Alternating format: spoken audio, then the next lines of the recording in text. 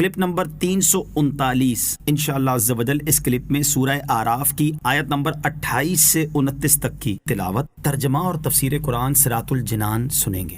بسم اللہ الرحمن الرحیم،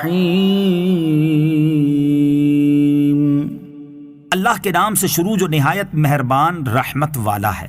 وَإِذَا فَعَلُوا فَاحِشَةً قَالُوا وَجَدْنَا عَلَيْهَا آبَاءَنَا وَاللَّهُ أَمَرَنَا بِهَا قُلْ إِنَّ اللَّهَ لَا يَأْمُرُ بِالْفَحْشَاءِ أَتَقُولُونَ عَلَى اللَّهِ مَا لَا تَعْلَمُونَ۔ ترجمہ، اور جب کوئی بے حیائی کرتے ہیں تو کہتے ہیں کہ ہم نے اپنے باپ دادا کو اسی پر پایا تھا اور اللہ نے بھی ہمیں اسی کا حکم دیا ہے۔ اے حبیب تم فرماؤ بے شک اللہ بے حیائی کا حکم نہیں دیتا، کیا تم اللہ پر وہ بات کہتے ہو جس کی تمہیں خبر نہیں؟ وَإِذَا فَعَلُوا فَاحِشَةً، اور جب کوئی بے حیائی کریں، فاحشہ یعنی بے حیائی کی تفسیر میں مختلف اقوال ہیں۔ حضرت عبداللہ ابن عباس اور حضرت مجاہد رضی اللہ تعالی عنہم فرماتے ہیں اس سے مراد زمانہ جاہلیت کے مرد و عورت کا ننگے ہو کر کعبہ معظمہ کا طواف کرنا ہے۔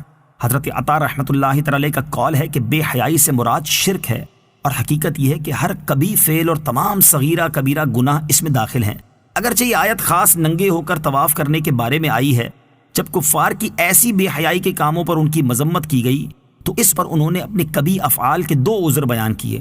ایک تو یہ کہ انہوں نے اپنے باپ دادا کو یہی فعل کرتے پایا، لہٰذا ان کی اتباع میں یہ بھی کرتے ہیں۔ اس عذر کا بار بار قرآن میں رد کر دیا گیا کہ یہ اتباع تو جاہل و بدکار کی اتباع ہوئی اور یہ کسی صاحب عقل کے نزدیک جائز نہیں۔ اتباع تو اہل علم و تقوی کی جاتی ہے، نہ کہ جاہل گمراہ کی۔ ان کا دوسرا عذر یہ تھا کہ اللہ عز و جل نے انہیں ان افعال کا حکم دیا ہے، یہ محض افتراء و بہتان تھا۔ چنانچہ اللہ تبارک و تعالیٰ اس کا رد فرماتا ہے کہ اے حبیب صلی اللہ تعالیٰ علیہ وآلہ وسلم تم جواب میں فرماؤ بے شک اللہ عز و جل بے حیائی کا حکم نہیں دیتا، کیا تم اللہ عز و جل پر وہ بات کہتے ہو جس کی تمہیں خبر نہیں؟ اللہ عز و جل نے بے حیائی کا نہیں بلکہ ان چیزوں کا حکم دیا ہے جو بعد والی آیت میں مذکور ہیں۔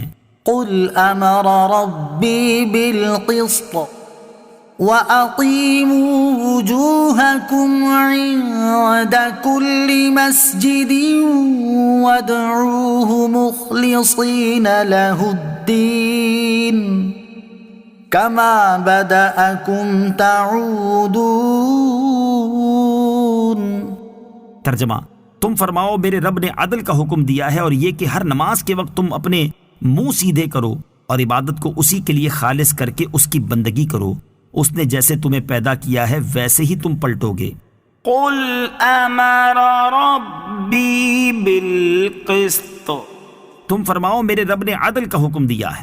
اس سے پہلی آیات میں ان بری باتوں کا ذکر تھا جن سے اللہ تعالیٰ نے منع فرمایا ہے، اور اس آیت میں ان اعمال کا ذکر کیا گیا ہے جن کا اللہ تعالیٰ نے حکم دیا اور جن سے وہ راضی ہے، تاکہ بندے پہلی قسم کے کاموں سے بچیں اور دوسری قسم کے کام کریں۔ قسط کے معنی، قسط کے کئی معنی ہیں۔ نمبر 1 حصہ، نمبر 2 عدل و انصاف، نمبر 3 ظلم، نمبر 4 درمیانی چیز یعنی جس میں افراط و تفریط یعنی کمی زیادتی نہ ہو۔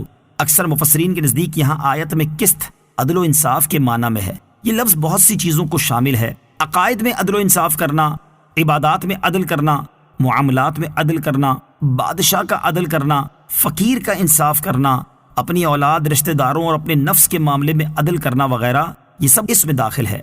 وَأَقِيمُوا وُجُوهَكُمْ، اور تم اپنے منہ سیدھے کرو۔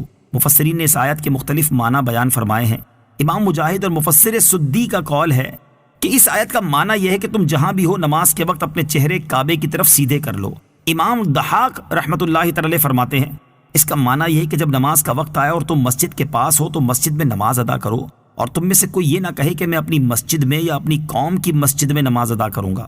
اور ایک قول یہ ہے کہ اس کا معنی یہ ہے کہ تم اپنے سجدے خالص اللہ عز و جل کے لیے کر لو۔ مخلصین لہ الدین، خالص اس کے بندے ہو کر۔ اللہ تعالیٰ کی عبادت میں اخلاص کا معنی یہ ہے کہ اللہ کی عبادت صرف اس کی رضا حاصل کرنے یا اس کے حکم کی بجا آوری کی نیت سے کی جائے، اس میں کسی کو دکھانے یا سنانے کی نیت ہو، نہ اس میں کسی اور کو شریک کیا جائے۔